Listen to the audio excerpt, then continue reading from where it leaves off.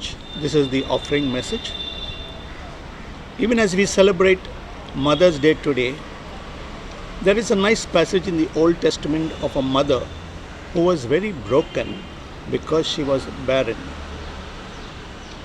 I am referring to 1 Samuel 1, the case of Hannah, the wife of Elkanah.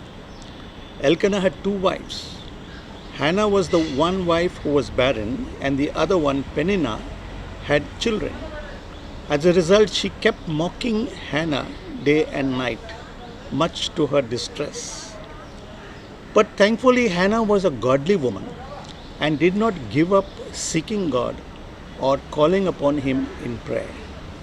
You know, all our life situations can make us either bitter or better.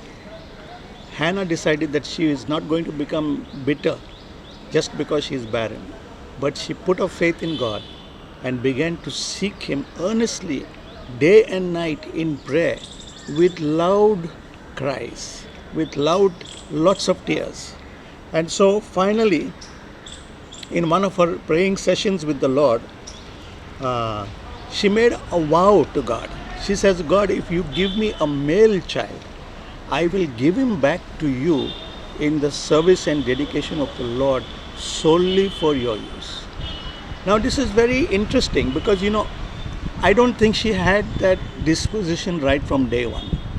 But as she began to seek God and pray for that need that she wanted and she yearned and she desired, as any normal young woman would, she was brought to a point where even if God would now grant the desire, she was willing to give it back to God.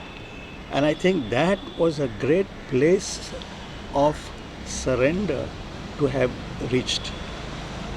And so she prays that prayer, telling God that she will give him the child.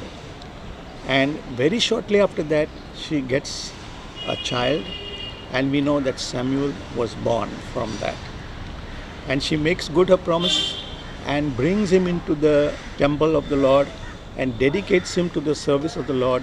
No razor was going to come on his head as a sign of his consecration to the Lord, just as she had promised. I think this is a very beautiful example of how God is willing to bless.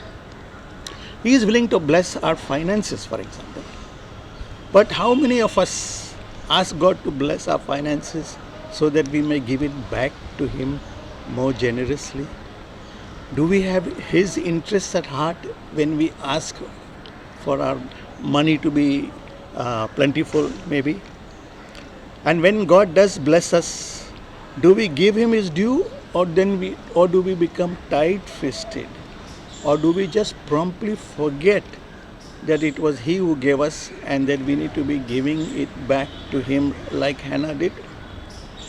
Hannah's example is a beautiful Mother's Day reminder of how God is willing to bless us, bless our finances. So, you know what happened to Samuel, the young boy whom Hannah gave to the Lord? He became a mighty judge and he became a great prophet. With the little that you got, God can do a lot. So let us be like Hannah, ready to give back to the one who gives us in the first place. Father, we thank you for every rupee that you give us, that you sustain us, especially during these times of the pandemic, when everything is so bleak around us, when the economy is so bad, but yet you sustain us, you provide for us as you have promised. You are faithful and true. Lord, we pray that you will bless our finances, that you will bless us to be able to give back to you.